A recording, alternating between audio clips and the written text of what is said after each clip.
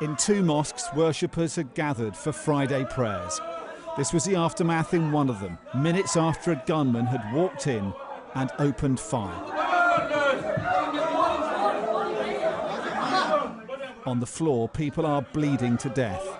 7 died here, 1 more in hospital afterwards. This is thought to be minutes later, the moment police had rammed the killer's vehicle and are pulling him out of his car at gunpoint. Dozens were killed in the 2 attacks, survivors left in a state of shock.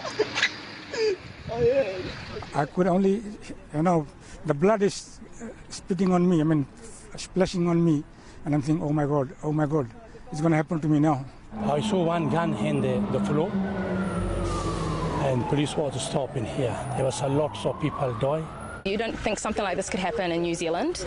Well, in Christchurch of all places, we're such a small community, we're so kind and loving, so I just don't understand why someone would hurt us like this and in such a way, just like an animal. Like, why would you treat us like that?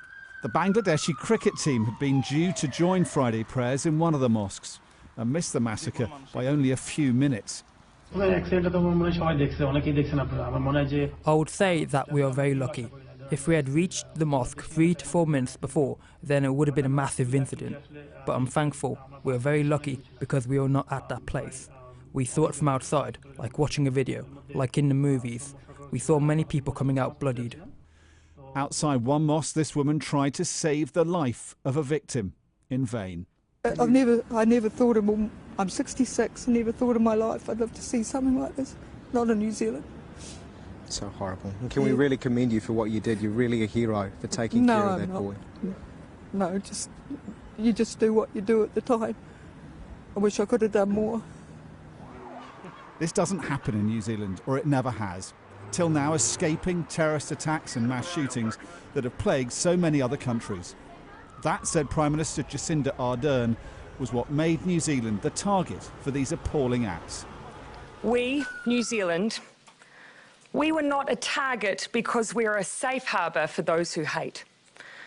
We were not chosen for this act of violence because we condone racism, because we are an enclave for extremism.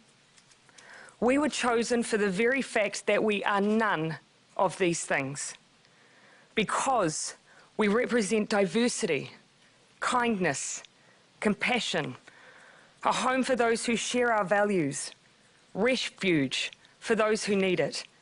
And those values, I can assure you, will not and cannot be shaken by this attack. The gunman decided to live stream the attack as he carried it out on social media. Sky News is not showing that video. On social media, he called himself Brenton Tarrant. He's been identified as an Australian national.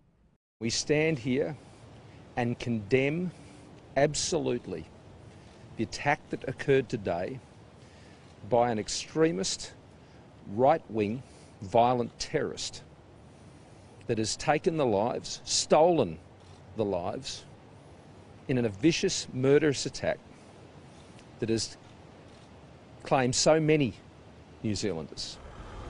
The Mayor of Christchurch has called for calm on what she described as a dreadful day.